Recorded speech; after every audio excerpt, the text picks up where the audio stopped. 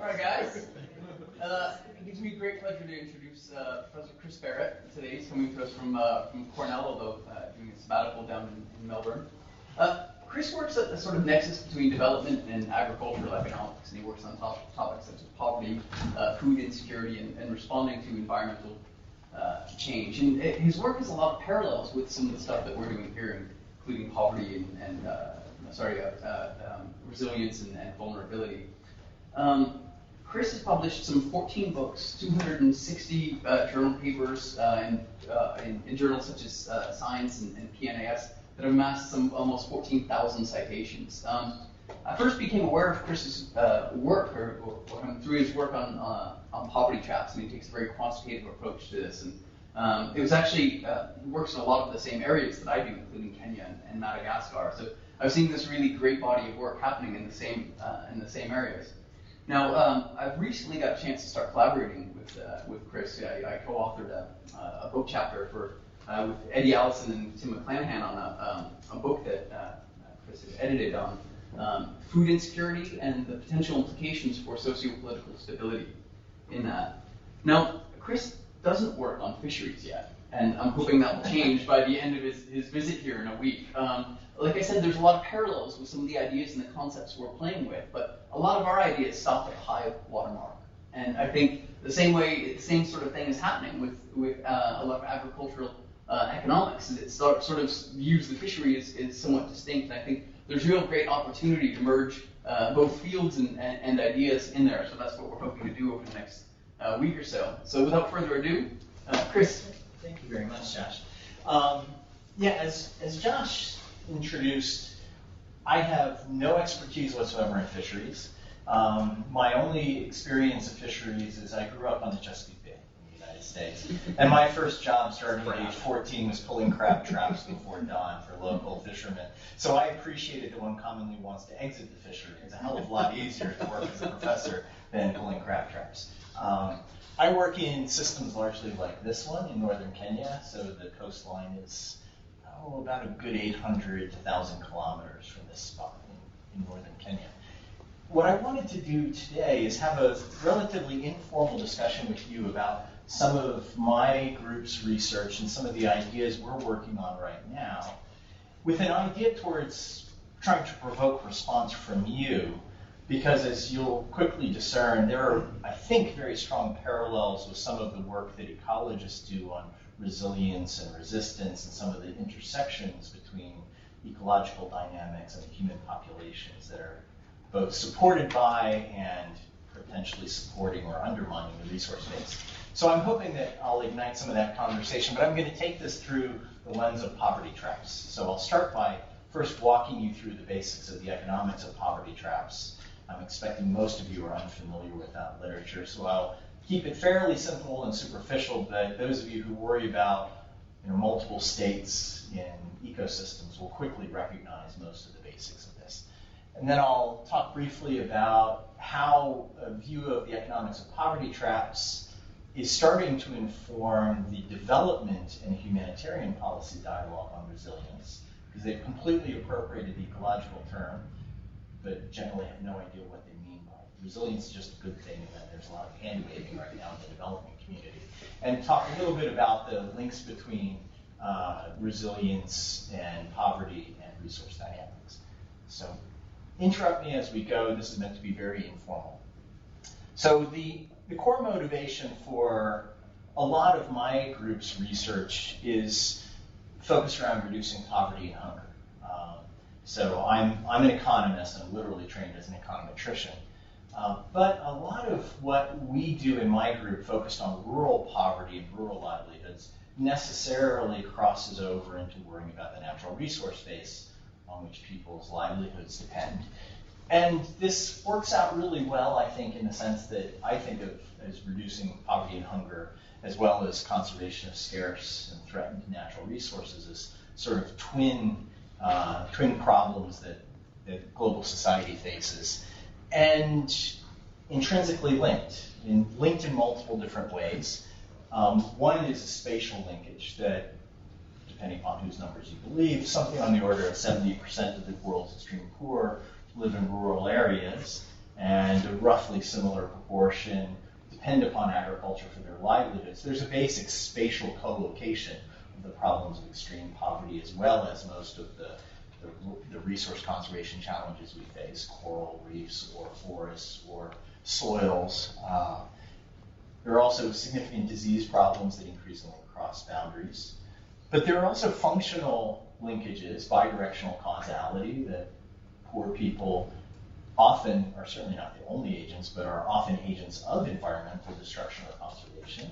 And the environment obviously affects the quality of livelihoods people face.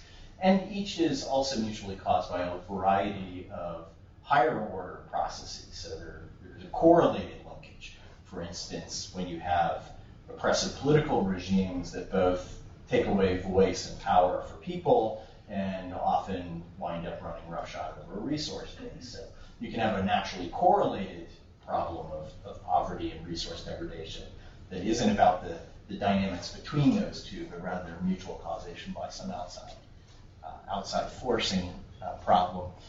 But I mean, these are very complicated problems, and so necessarily most of us oversimplify. I'm an economist. I tend to focus purely on the poverty problems and the productivity problems, but I'm sort of always aware in the background that there are these resource dynamics issues. And I have the good fortune to interact frequently with people who worry about the biophysical problems, and likewise sort of are aware that in the background there's human agency and you should really worry about the welfare of the people in the system. But really integrating these two is hard, and so we commonly don't do it, as you all very well know. So that's the background motivation behind trying to think a little bit more about how to link the economics of poverty traps into resource dynamics. So let me explain very briefly what the economics of poverty traps really is. The simple definition, probably the best single source, is a handbook chapter by Aziaratis and Sachursky. The simple definition being it's a self-reinforcing mechanism which causes poverty to persist. So this is a classic stable state in any system. And the casual, informal way of describing this is reinforcing feedback. That low productivity leads to poverty. Low productivity meaning people can't earn much income, which is by many people's definitions, poverty. Poverty itself drives hunger because people don't have adequate income to command a reasonable diet, and therefore people wind up being hungry or food insecure. It also can cause natural resources degradation if people can't afford to invest in sustaining a resource base. They have to dissave routinely, dissave natural capital. Hunger and degraded natural resources, of course, feed back to cause low productivity and poverty. So hence the reinforcing feedback and the vicious cycle of poverty traps, giving rise to severely malnourished children in many cases, unfortunately. These are actually, I guess what you guys call year one students, and they look like they should be a couple of years preschool in a place in central Kenya that has suffered quite serious resource degradation, and as a result, agricultural productivity has collapsed. So that's a very loose description of what a poverty trap is. It's important, though, to start thinking about what are the mechanisms that give rise to this, because there are very different types of poverty traps and very different mechanisms behind each type of poverty trap. So again, keeping this relatively superficial, and I'll give you some graphical examples and a couple of brief stories. The simplest system to describe is unique, dynamic, stable equilibria. So convergence on misery, some of us call this, meaning that you can have people who are poor and who are enjoying some growth in their standards of living, but the equilibrium standard of living in that system is still exceedingly low. And these are very disturbing cases, but they're not particularly interesting empirically. I mean, you don't have many of the interesting properties of the next two examples. The first is what economists like to call conditional convergence, which is essentially the same thing. Again, I'll show you a graphical illustration in just a minute. But the difference is that you have a completely different stable state towards which you will naturally gravitate, depending upon which group you belong to. So think of caste systems in India as a classic example, where people move towards higher or lower equilibria purely based on something that is exogenous to them, immutable to them. So gender can be another basis for conditional convergence, where people will move towards a unique equilibrium for them, But if you're a member of a different group, your equilibrium is different. And there are some interesting examples of this that have very interesting implications, I think, potentially, especially when you couple it with resources management. The most interesting cases are, like in the resilience literature in ecology, at least that part of it that I know, about multiple equilibrial systems, or systems with multiple stable states. So that the initial condition of the system, or the initial condition of the individual, and this is an important distinction. In economics, we commonly think about aggregable units. So we think about an individual, and the individual may face multiple dynamic equilibria. And when you aggregate up, groups of individuals, communities, nations may likewise face multiple dynamic equilibria. So we think of individuals rather than the systems themselves, typically. But the core analytics here are exactly the same. So the first simple case, and to orient you in this graphic on the horizontal axis, take some measure of well-being. So I commonly like to think about this in terms of what the economist Amartya Sen calls capabilities. So think of this as a fairly encompassing measure of people's standard of living. But you can reduce this to income or expenditures or a stock of assets people hold, their wealth, whatever measure you like. This is meant as a relatively abstract representation of today's standard of living, today's well-being, and some future standard of living on the vertical axis. So the 45-degree line in the middle is a stable or is a dynamic equilibrium. It's the point where today's and tomorrow's standard of living is exactly the same. And as I trust everybody here is familiar with the sort of differential equations-based systems, the point at which one crosses here will be stable based on particular curvature conditions. This would be a unique stable dynamic equilibrium for this system that falls below the poverty line. So if we have a poverty line defined by whatever metric of well-being, and the stable dynamic equilibrium falls beneath that, then this is a system in which everybody, without some change in the system, is essentially condemned to be poor in expectation indefinitely. Very undesirable, not particularly interesting, though, in trying to understand what's going on within the system. There are some examples of this. One of my former postdocs, Felix Nashold, has some nice work in Highland, Ethiopia, demonstrating that we find exactly that sort of system among very poor farmers operating severely degraded landscapes in the hills of Tigray and Amhara. Again, tragic, it's only going to be particularly interesting when we start thinking of it relative to other systems that have other options, which naturally leads us to the second case, conditional convergence. Exactly the same graphic.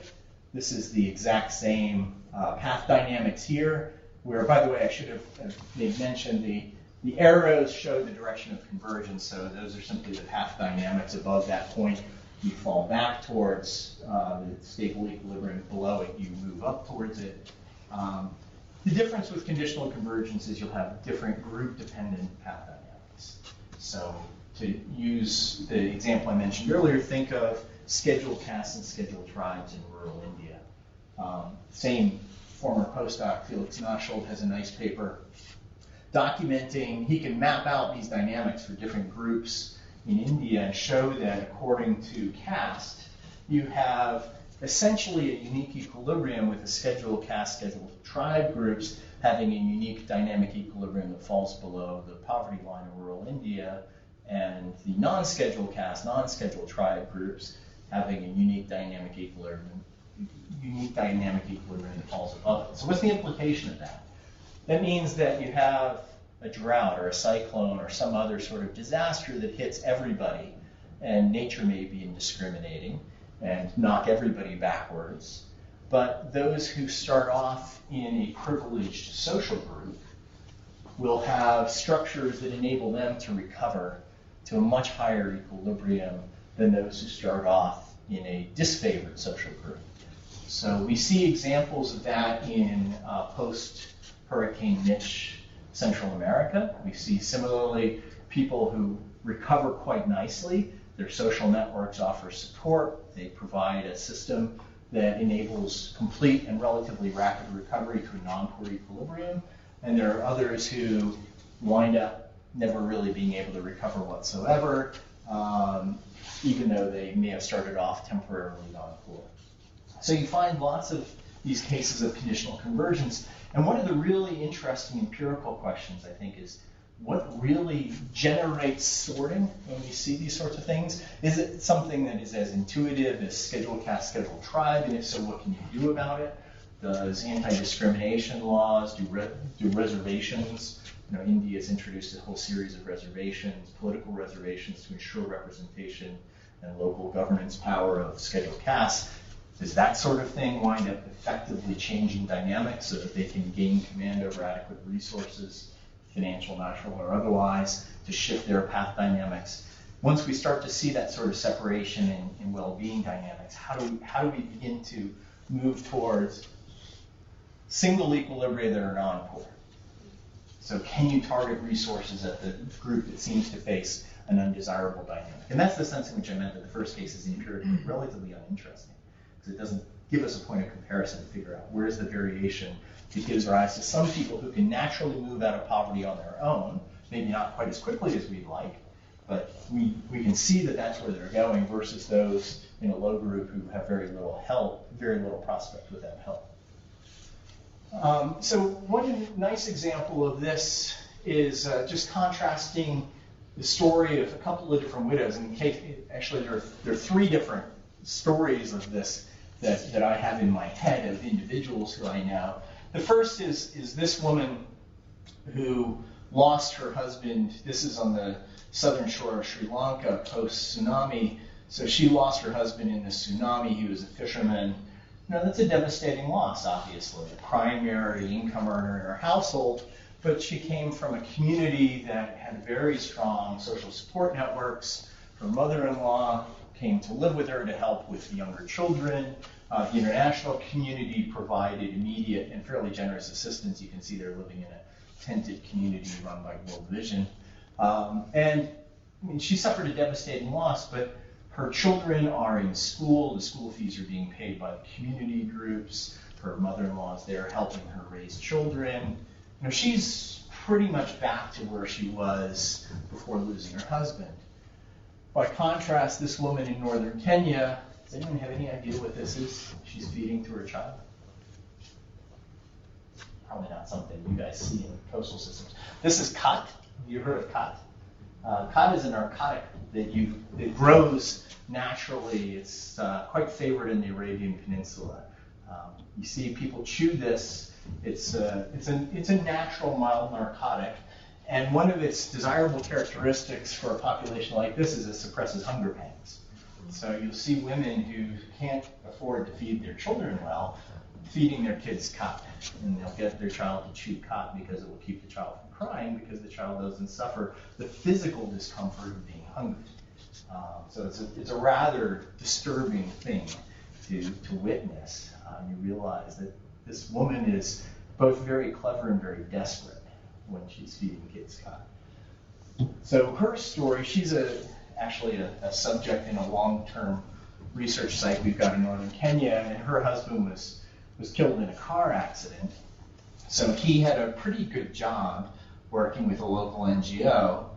But the big difference is when her husband was killed, the herd that they have, this is a herding area, the herd that they have under traditional property rights in that area was taken by her brothers-in-law. So her husband's brothers laid claim to all of the animals that she basically owned with her husband. And once she lost the animals, her primary source of livelihood had evaporated. She is herself a very articulate, kind of energetic woman who reacted in fairly outspoken fashion, pushing her family that, wait, I have children, you have to help me take care of these children. And her brothers-in-law basically kicked her out, and they wouldn't support her whatsoever. So she has since disappeared from this village, moved to a city where allegedly she's just destitute now, living hand-to-mouth. Really tragic case. So we used to support a number of the families in this setting, but the social situation became just too unpleasant for her to remain in her community. So the contrast between these two women, both of whom were widowed by complete accident, and essentially the difference in their dynamics.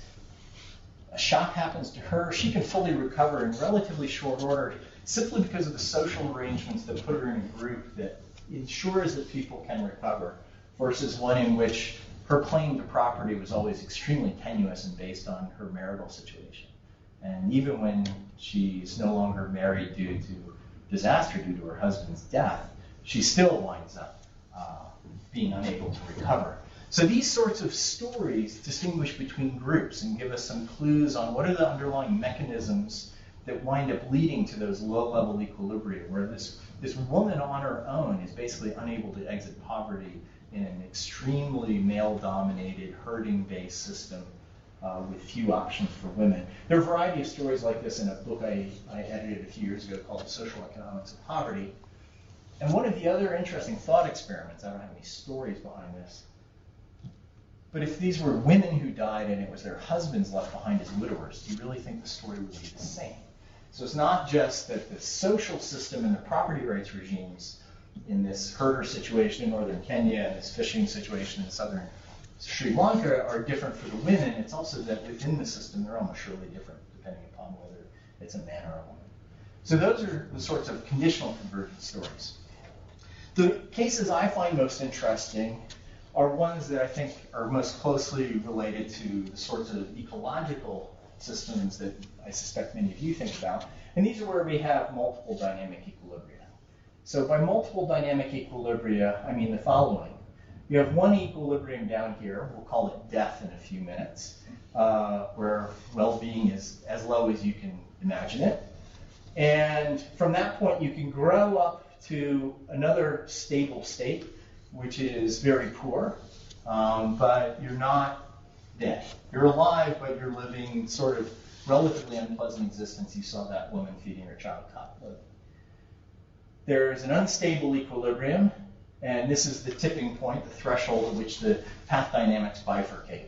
So if you can get above this point, then you wind up naturally growing up to a state where you are non-poor in expectation. Your stable dynamic equilibrium might be non-poor, but you will suffer regular perturbations that knock you back into poverty and you'll grow back out of it. So this is what economists refer to as transitory poverty, that people are poor some periods, non-poor other periods, and there's constant churning around the poverty line, people falling below it, climbing back up, etc. So these sorts of transitory poor are by some measures, although they're, for statistical reasons, are commonly overstated in most analyses, this is a majority of the world's extreme poor by most economic analyses. This is a large minority of the world's poor, although again, for statistical reasons, the population in this space is commonly overstated.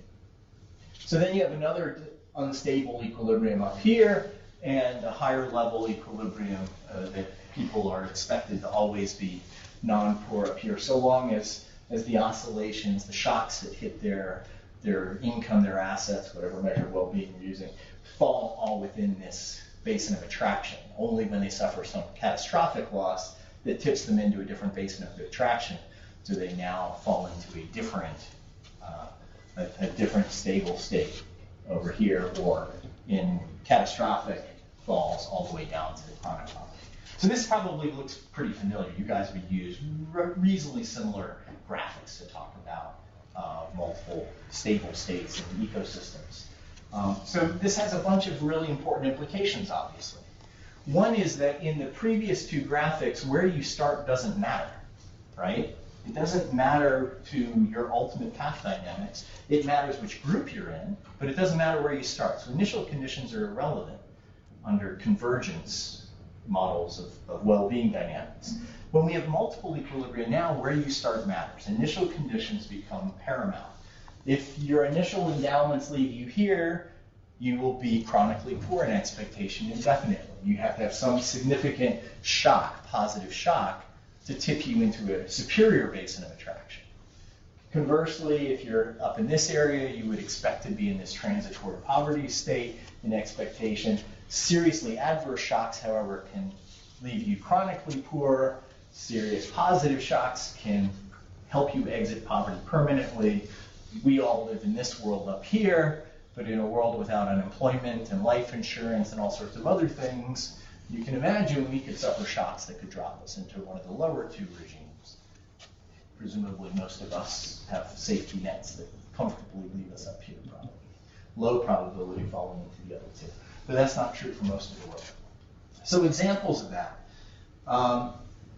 There's a system that I've been studying for some time in southern Ethiopia in the Borana Plateau, which is a grazing system in the semi-arid highlands of Ethiopia, where we've used long-term herd histories to reconstruct dynamics. And this is just a reprinted graphic out of a 2004 paper that has essentially the same format as that earlier stylized graphic. Here we're measuring herd sizes today in logarithmic terms against herd sizes at a future period and vertical axis, again in logarithmic terms. And you get precisely the sort of S-shaped curve that I was mapping out earlier with a little bit more complexity. You get this at 1-year time scales, at 10-year time scales. It's strikingly robust. We've replicated this now with other data from southern Ethiopia. We've replicated it with data from a nearby system in northern Kenya.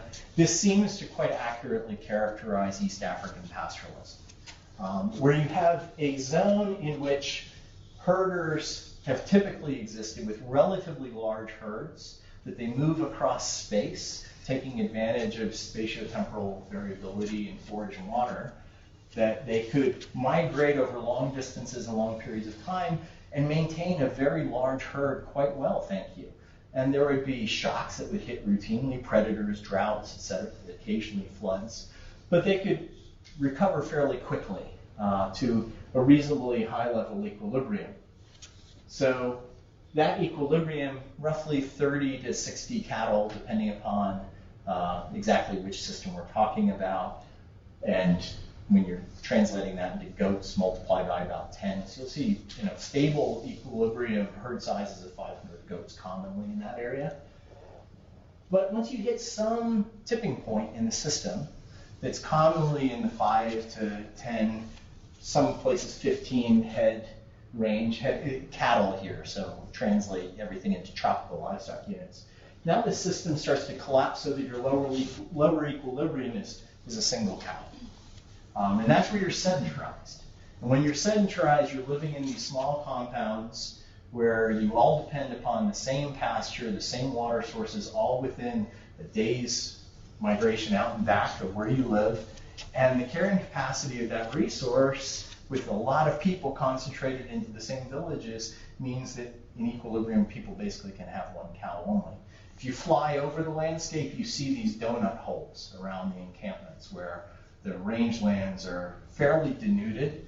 And as you get far enough away from them, once you get to thresholds of 30 to 40 kilometers away from any of those villages, suddenly you see abundant grasses.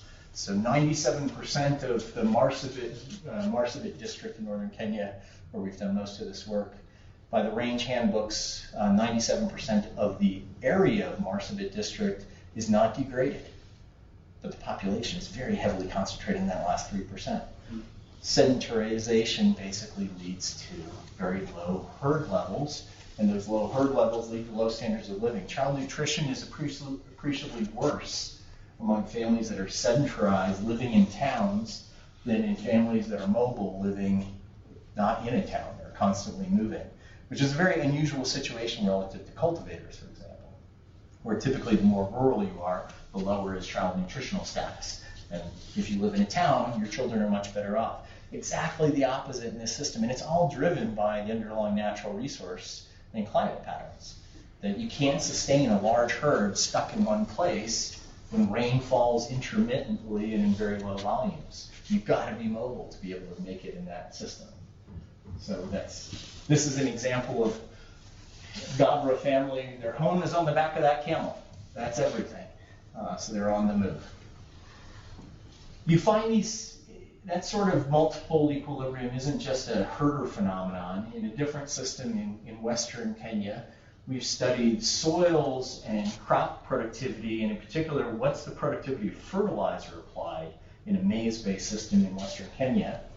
And without going into the details of it too much, these graphics plot carbon content, so the carbon percentage of soil samples. And in this left-hand graphic, you get the marginal return to fertilizer. So from applying DAP or urea, any of a variety of different fertilizers, translating it into the nitrogen content, we can estimate what the marginal expected yield is, and this is just a non-parametric regression of that. And we know what the cost of fertilizer is. Now, the very clear implication of this graphic is that when your soils are below some level, it doesn't pay to buy and apply fertilizer. Your equilibrium behavior is do not fertilize your plots. But of course, what happens if you don't fertilize your plots? Your productivity is much lower. There's less biomass that you can return to the plot to sustain the soil organic matter. So there's a low-level equilibrium that emerges quite naturally. While if you are starting off on a plot with richer organic content, where the soils have a bit more organic matter, it now pays quite nicely, thank you, to apply fertilizer. And as long as you can afford the fertilizer, you have access to credit or something else, there are a number of things that could impede people buying fertilizer even when it pays. But the point is that it only pays to fertilize plots that are sufficiently rich in organic matter, and it doesn't pay if you're on relatively poor quality soils. So who's on the poor quality soils? This is the same scale on the horizontal axis, and this is per capita income on the vertical axis. Well, it's over the low quality soils, people are very low income. They're below the poverty line. This is the Kenyan rural poverty line. And above the poverty line in these areas of Western Kenya, you're living with relatively fertile soils. And if you compare the crossover points here, they're almost identical. So basically, we're getting almost a perfect sorting of the poor are living on degraded soils where it doesn't pay to apply fertilizer. The better off are living, I wouldn't call them wealthy, but they're just better off. They're living above the poverty line in expectation. They live on soils that are reasonably good and make it worth their while to fertilize their fields. And we get this sorting that about 70% of the population finds it attractive to apply fertilizer, and about 50% of the population, almost entirely in this group, actually does apply fertilizer. This group, rationally, applies none. It's exactly what we find in the pattern. So the behavior based on the underlying resources creates two different equilibria, each self-reinforcing. And as a result, you get landscape. This is actually a landscape from Madagascar, as Josh might recognize, not least of which from the very distinctive houses you find in the Malagasy Highlands. But we have exactly the same situation that goes on in Madagascar, where you find very rich, fertile soils and farms that are doing quite well, and households that have quite well-nourished kids and they can afford to send their kids to school, alongside very severely degraded small landscapes, neighbors who are desperately poor, earning nothing, their soils are completely depleted. So you have this very curious mosaic of prosperity amidst severe penury. So let me use that economics of poverty traps and these different mechanisms to segue briefly into resilience. And this is where I feel like I'm wandering into very dangerous terrain, because I'm going to talk about resilience as an economist worried about poverty, and struck at how rapidly the development and humanitarian community have appropriated this term. So this gives you just a small sample of reports from USAID and UNICEF and DFID, et cetera, who are all concerned suddenly about resilience, by which they do not mean ecological resilience. They are talking about resilience of human populations. And resilience is the buzzword right now in the development community. But it's very poorly defined, if defined at all, in the development community. And so I'm involved in some work right now trying to put a little bit more substance behind the resilience concept as it applies to development and humanitarian programming, borrowing from and hopefully linking to the ecological literature a bit better. And so this is where I really welcome some of your thoughts. So the first thing to keep in mind is why are the development agencies, the humanitarian agencies, suddenly obsessed with the concept of resilience? And I would argue there are three different reasons. One is lots of measures of risk are increasing. We've seen increased price volatility, just seen the Egyptian government overthrown yet again. So we see lots of political turmoil. We're seeing lots of natural disasters. I mean, the recorded events of natural disasters of significant humanitarian magnitude have increased 60-fold in 20 years. Sorry, 60% in 20 years, not 60-fold. A little bit of exaggeration. So there's this huge increase in risk as the development humanitarian agencies see it. One of the consequences of that is that most of the development and humanitarian organizations are separate, or at least have within them separate spheres. So to use the example I know best, the U.S. Agency for International Development has a division of DACHA. What does DACHA stand for? Humanitarian Assistance is the last part. I don't remember what the C stands for at the moment. But DACHA is completely distinct from its economic growth, agriculture and trade division, or its democratization division, et cetera. They occupy completely different spaces, and they don't really program together. And the humanitarian community in general worries a great deal about, all right, once the drought has passed and the next harvest has come in, then what? What is it to which we're bridging with disaster assistance? And so bridging between humanitarian response, the imperative to keep people alive, to save lives, and ideally save livelihoods, versus the development ambition of helping people to have sufficiently high sustainable productivity that they can be in a high-level equilibrium. Those two are not effectively linked in most development and humanitarian agencies, and they're worrying about this more and more now. And resilience is thought by many to offer some sort of key to linking these two, but people frankly don't really know what that key is. I'll show you one way of conceptualizing that in just a second. It draws on the poverty traps ideas. And finally, and this is where the entree comes for the ecological community, is people are increasingly recognizing the interdependence of biophysical and socioeconomic systems. In places like these pastoralist systems of East Africa, for which I've already shown you some graphics, people are increasingly recognizing that drought is really the big driver here. These poverty traps exist because droughts are commonplace and severe, and if they are happening more frequently, we're in a world of hurt. So maybe we better start paying attention to climate science and to range science if we're worried about human outcomes. Even if we don't care about grass or water, maybe we need to pay attention to these things. So that they're starting to pay attention. I would argue that in my world, we still lack a theory of measurement and evidence-based understanding of what resilience really is. So that's one of the things my group is starting to work towards, and where I see a lot of opportunity for collaboration with groups like your center. There is obviously work in this area. There's the Resilience Alliance and lots of others.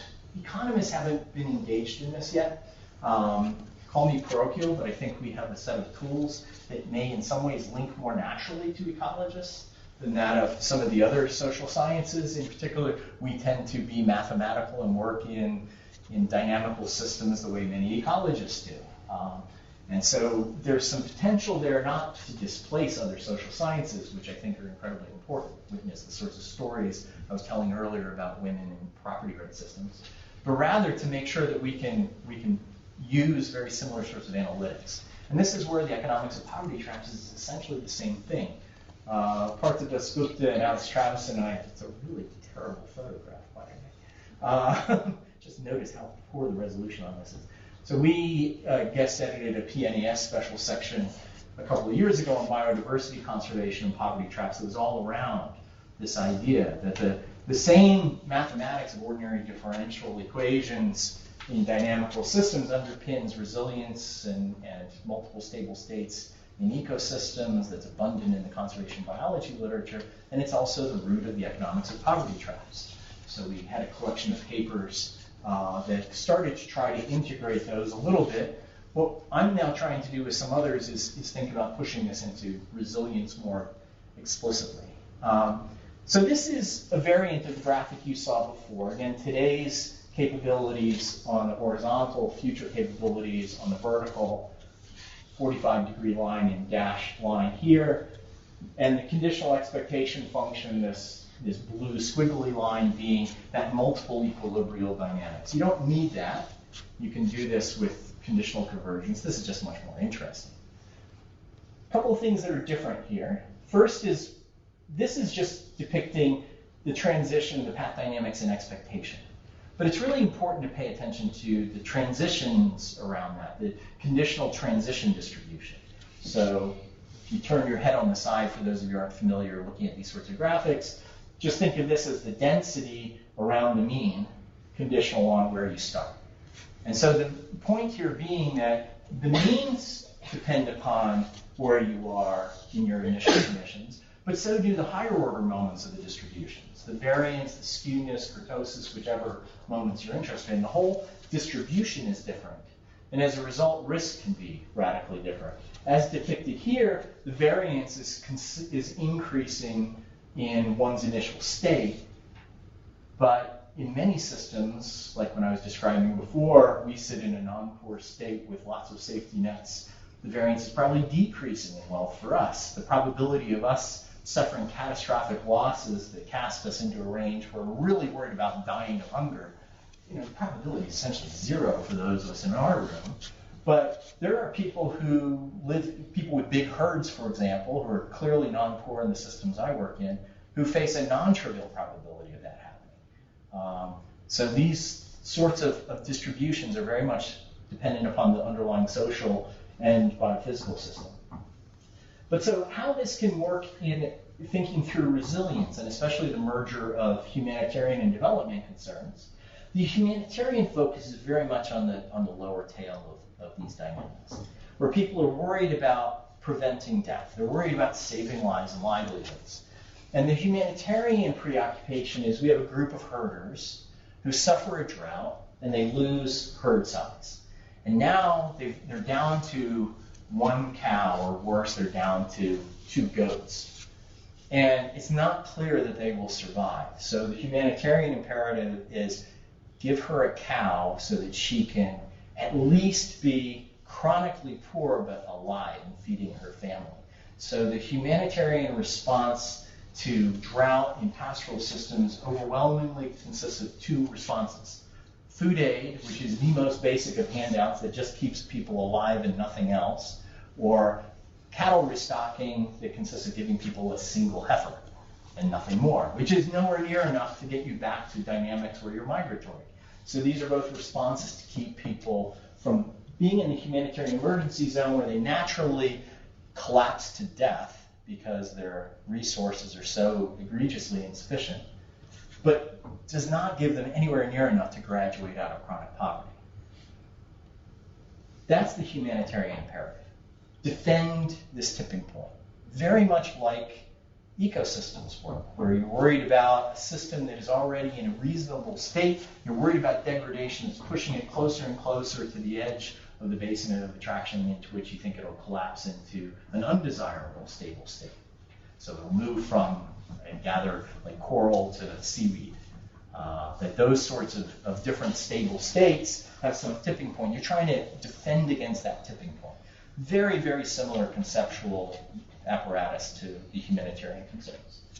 But the development dynamic is quite different. That those of us working in those systems with pastoralists are not only worried about keeping kids alive and hopefully getting moms in a better situation so they don't have to feed their kids a cut, but helping them to graduate up by providing alternative livelihoods, by providing significant herd restocking programs, by improving range and water management in this area so that the threshold moves in and many people now can become migratory who are not migratory. That's about changing them into a different state. It's not maintaining the stability of the system. It's not about maintaining the functional relationships of the system as we observe it today. It's about radically disrupting that.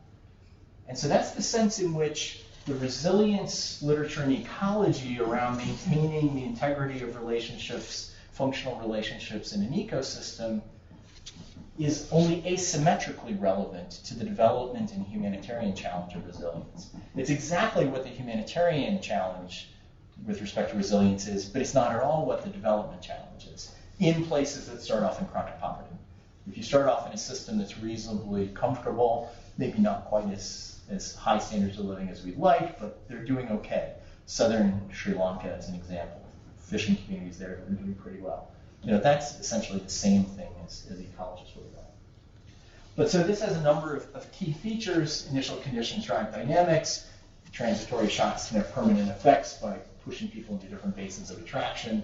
I've already talked about the humanitarian imperative to avoid the humanitarian emergency zone versus the development ambition to help people reach the non-poor zone, critical thresholds. And these risks are very endogenous to system state. So this is just a fairly simple conceptual apparatus, but this is how some of us who are working in the economics of poverty traps are trying to think about the linkages to the ecology, literature on resilience and resistance. And let me give you a quick example.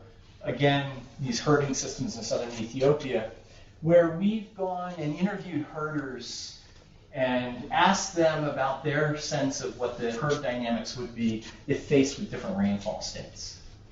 And so that allows us to decompose herd dynamics. Typically, you observe herd dynamics only under the realized conditions. You know what herd histories look like, but only under the weather draws that really happen. And what we don't know is the state conditional herd dynamics or any other wealth dynamics in any system I know. So this enables us to do that, where we can elicit from people their subjective expectations about herd dynamics conditional on rainfall state. We can use just the observations of people who had herds those size, so they are familiar with the management of that herd size. And we can reconstruct almost exactly the herd dynamics you saw before in the observational data by simply merging these state conditional elicited expectations of herd dynamics with the observed rainfall states over time.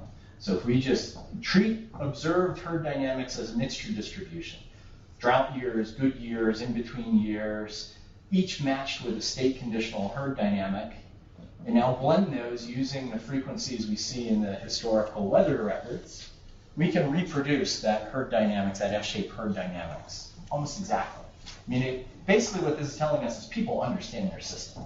They understand how rainfall is going to drive herd dynamics. A couple of key things come out of that. One is drought is the reason for a poverty trap. Without drought, there is no poverty trap. People are very good herders, thank you. They can keep animals growing and reproducing quite well as long as there's enough grass and water. It's when there's a drought that only the most skilled herders can keep their herds going. And you find skill conditional groups of the sort that I told you about before. So you actually have a hybrid of the second and third groups. You have multiple equilibria with skill differentiation. What we do here in this other paper that's in review right now is we simulate, well, what happens if we change the rainfall state? So what happens in particular if we change the probability of drought? So we're not changing mean rainfall here. We're treating this as just a mean preserving expansion or contraction of the variance of rainfall and treating any rainfall observation below 250 millimeters a year as a drought. And so if we just change that frequency of drought from what's been observed in the historical record that we look at, 6% probability of rainfall 250 millimeters below or less, and if we have that, or we double that. So, really kind of sloppy back of the envelope stuff, but a useful thought experiment. The striking things that come out of this are if you have the drought frequency, these dynamics no longer have multiple equilibria. So there is a low-level equilibrium, and everything then grows up to the high-level equilibrium. So if drought is sufficiently rare, in this system, pretty much everybody can ultimately grow up to a pretty decent-sized herd. That growing is very slow down in the lower tail. It's really hard to reproduce your herd biologically from one cow and make it grow very quickly, but it takes off once you get up there. Conversely, if the probability of drought doubles, the system collapses. There is no longer any higher level equilibrium. There's only one equilibrium, and that's everybody surviving maybe on one cow each per household. So a really striking example of how the system we observe today seems to be in a very brittle form. It's at a very unstable situation with respect to the prevailing climate. And what's disturbing is the climate scientists can't agree on which of these. The preponderance of the argument from people who do this spatially disaggregated work is these areas of the southern Ethiopian, northern Kenyan rangelands are likely to have more frequent drought, but the error bands on those predictions are huge, and there are a few people who argue that you're actually likely to see more rain and more grass. So I don't know which of these is most likely, but it seems like we sit in this highly rainfall conditional system dynamics in this particular thing. You can obviously couple this to the underlying resource base. Everything I've done is saying welfare is a function of past, tomorrow's welfare is a function of past welfare conditional on some resource state and some set of exogenous stochastic drivers. But you can turn that around, obviously, and say, well, the resource state is itself a dynamic function of its own prior state that's influenced by the current well-being of the human population in that setting. And they may be dependent upon the same sorts of drivers, political shocks, rainfall, et cetera. So introducing feedback, I mean, this is just an extremely simple representation of feedback, that introducing feedback where you guys commonly worry about this, I worry about this, and what we have to figure out is how do we link these things up. So this is just a reproduction of my earlier graphic, human well-being today, expected future well-being tomorrow. This, standing on your head, is the analog for a resource state. Today's natural resource state, tomorrow's expected natural resource state, where the hashed areas would be the undesirable basins of attraction. And you can describe for me lots of systems you know like this. I can describe for you lots of systems I know like that. Key question is, how do they link? So the classic environmental Kuznets curve, which I trust many of you are familiar with, the idea that as populations get wealthier, initially they degrade the resource base, and then there's some inflection point, and then it begins turning back, and they begin conserving the resource base. So the environmental Kuznets curve would suggest that you have a relationship like this that drives feedback in this direction, and I'm only talking about feedback in this direction. And conversely, the sort of soils degradation relationship I showed you just a minute ago would suggest a relationship like this, that poorer populations invest nothing in reconstituting the soils, and so will further deplete the soils, while better off populations will invest in replenishing soil nutrients. And so which of these relationships dominates in a given setting is going to be really crucial to regulating these independent system dynamics, because they're intrinsically linked. And this is where I think we know like close to nothing. So at least I know close to nothing. I read reasonably widely. I see lots of stories that are really interesting, but I have yet to discern any sort of patterns of what are the guiding relationships. We know there's a pretty good literature on this sort of thing. The limnologists in particular seem to have a fascination with this problem, I gather. There's a growing economics literature on this. The linkage is, I think, an area of very high return research. In my world, this matters for policy terms because the existence of the poverty trap basically compels action. It means that in expectation, you can't expect people to be able to grow out of poverty themselves. That they need some sort of help, whether that help is, in Jeff Sachs's world, massive investments. You know, his whole hypothesis is we need to shift people to the right along that sort of graphic. That tips them into a different basin of attraction where naturally they now invest. It changes the incentives for them so that investment in building up capital is rational, and they now grow to a high level equilibrium on their own, just from a positive perturbation. But there are others who say that that doesn't really work, like Hernando de Soto, a fairly well-known Peruvian economist, says it's all about property rights regimes. That those graphics are all representations of the underlying institutional regimes. And if you just change the property rights, like in the story between the two widows, that you can fundamentally lift people out of poverty. But that too is action. It's just a different sort of action. And the poverty trap compels action. The mechanism that gives rise to the poverty trap guides which kind of action. And we commonly don't know which one guides. We don't yet have a good body of literature empirically on disentangling the mechanisms. And moreover, these things are almost always linked across scales. What Brent Swallow and I call fractal poverty traps. You see the same sort of processes replicated at different scales, like in fractal geometry. So you see the same thing as you push lower and lower scales, and they're linked hierarchically, or trophically, as I guess you guys would call it. And that makes it especially complicated, or some of you, Terry and I were talking earlier, this makes it a wicked problem, because it's got different scales with different incentives, different perspectives, very hard problems to solve, but very high returns. I won't go into this in depth. The presentation will be on my website, or you guys have it. One example, we've been working with these pastoralists, recognizing that drought's the key thing. We designed an insurance system for pastoralists based on satellite-based measurement of range vegetation. This got commercially piloted in 2010. Happened that there was a massive drought in that area in 2011. The insurance worked exactly as designed, paid people who suffered significant losses in a pretty timely way. They did not cut consumption. They rebuilt herds quickly. They kept their kids in schools, while people who didn't have the insurance, and we had an experimental design behind it. So we're pretty confident we've got causal identification right. We've now scaled this out into southern Ethiopia. It's rolling out across other areas of northern Kenya this year. There's a short video on it. My colleagues at the International Livestock Research Institute run it, and the whole product is described in that article. So in summary, hopefully this is giving you a little bit of an introduction to the economics of poverty traps. Hopefully for some of you this looks really familiar just with different labels on axes, but pretty similar stuff to some of what you work on.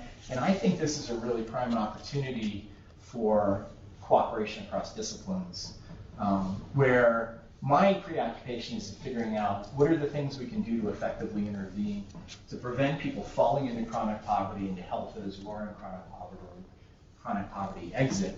But it's crucial to safeguard the ecosystems on which these people depend, so for instrumental importance as well as the intrinsic importance of sustaining crucial bits of nature on its own. I think we are still far short of where we need to be in kind of all dimensions: theory, measurement, impact evaluation, outreach. So there's an enormous agenda here, and welcome people talking about this further with me over the next several days while I'm here, and in particular welcome your feedback right now. So thank you very much. We've got a few minutes left for some questions, but I'm going to be taking Chris to lunch over in formerly known as Rococo. I don't know what it is now. If you guys are prepared to join, I'm only buying from Chris though. But anyway, just take some questions. Yes, please. I'm struggling slightly with the comparison between the humanitarian efforts and ecological resilience. Because I presume when it comes to disaster relief that the focus is on individuals, and what supporting particular individuals may not benefit the community as a whole, for example, necessarily. Whereas with ecological resilience, the identity of individuals and whether they turn over is less important than continuing particular processes. Yeah, so I think you've hit on a very important difference, that the rights-based approach to humanitarianism means that you try to safeguard each and every life. So every individual member has value, where you guys don't worry about whether this fish dies, that one doesn't.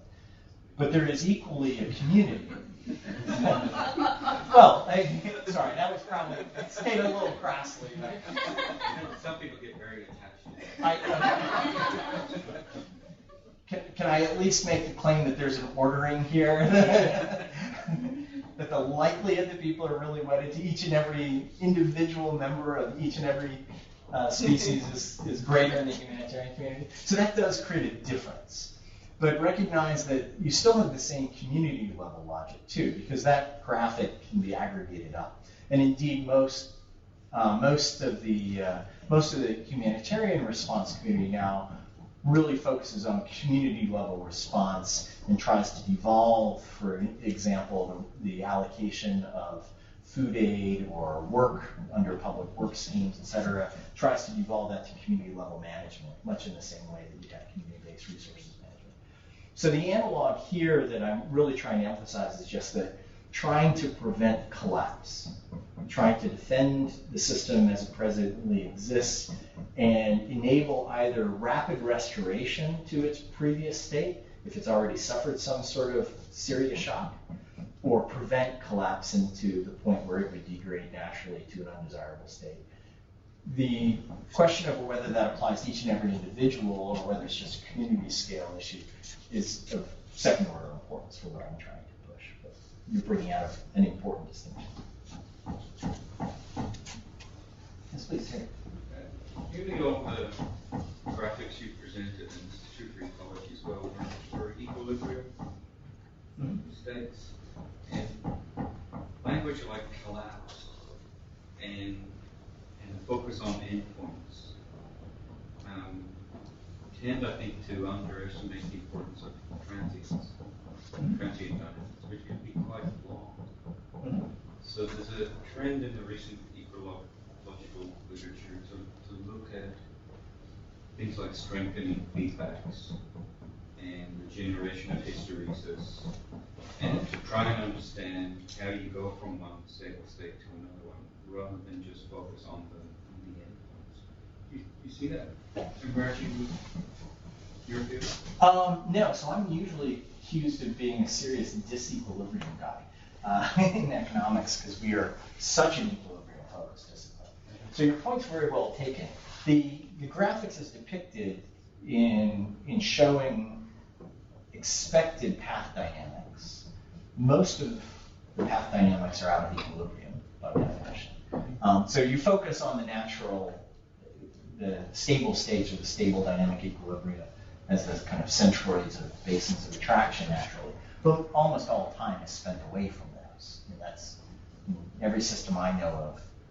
You very rarely see people in exactly the same state over any significant period of time. Even herders, their herd sizes are changing year on year, almost always. But they oscillate around some stable state that's in their basin of attraction.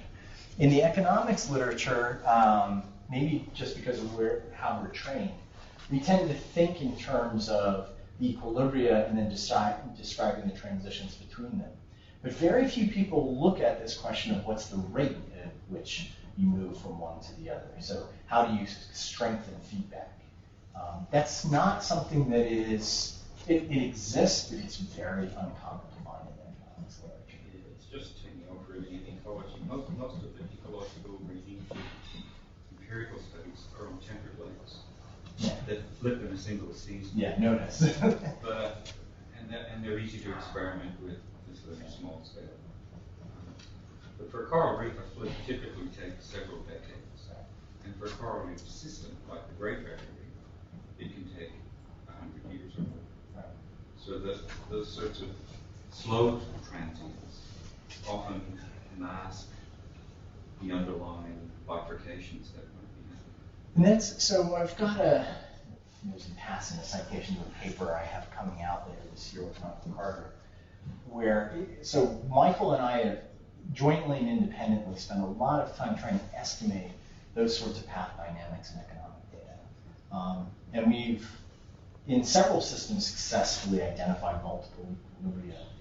But the more we've each done that, the more we've each realized the econometric hurdles in doing that. So I'm trained as an econometrician originally. It's almost impossible to disentangle heteroscedasticity and autocorrelation in the time series from path dynamics of this sort. You have to impose assumptions on the underlying statistical processes, and so all you're doing is jointly testing all of your assumptions as well as the hypothesis that there are different equilibria. So you don't know what rejection or non-rejection means in that setting, right?